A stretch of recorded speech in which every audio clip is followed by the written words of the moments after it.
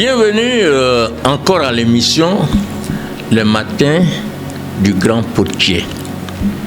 Nous sommes aujourd'hui au niveau de la voie du doute, comme je vous l'ai annoncé hier. Bien-aimés, la voie du doute est une voie qui remet en question la parole de Dieu et ses promesses. Elle s'élève dans l'homme pour affaiblir la confiance et s'aimer l'incrédulité. La voie du doute fait croire que Dieu ne répondra pas, que ses promesses ne s'accompliront pas. Elle se nourrit des circonstances visibles et des retards apparents. Elle empêche de marcher dans la foi et de recevoir les bénédictions divines. Elle se manifeste dans l'hésitation, l'incrédulité et la peur de se tromper.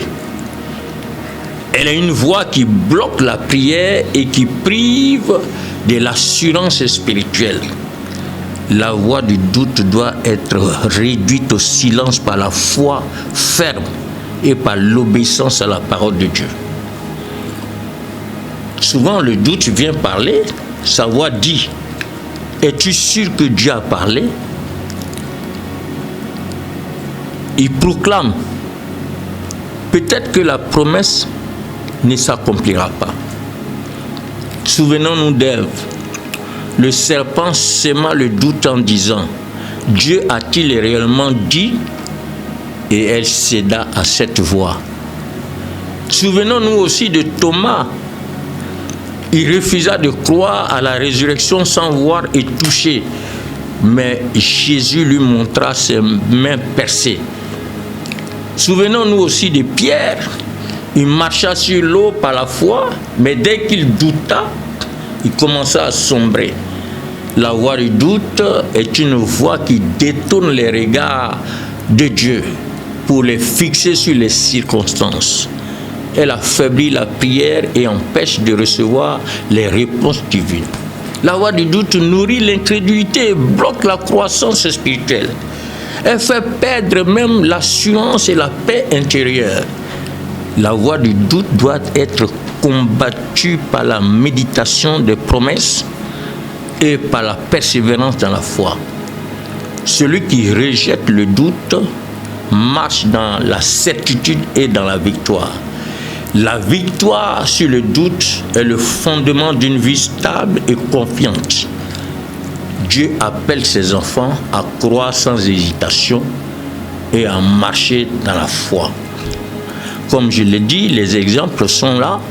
Genèse chapitre 3:1, comme Ève, par exemple, le serpent a semé le doute sur la parole de Dieu. Thomas également, il a douté de la résurrection, mais il a été convaincu par Jésus. Pierre a douté en marchant sur l'eau, il a commencé à sombrer. Les Israélites, dans Nombre 13, ils ont douté de la promesse de Dieu face aux géants. Les clés bibliques pour vaincre le doute. On a Marc chapitre 11, verset 23. Si quelqu'un dit à cette montagne, ôte-toi de là et jette-toi dans la mer, et s'il ne doute point dans son cœur, cela lui sera accordé. Donc la foi, sans doute, déplace les montagnes. Hébreux chapitre 11, verset 1. Or, la foi est une ferme assurance des choses qu'on espère. La foi est l'antidote du doute. Jacques chapitre 1, verset 6.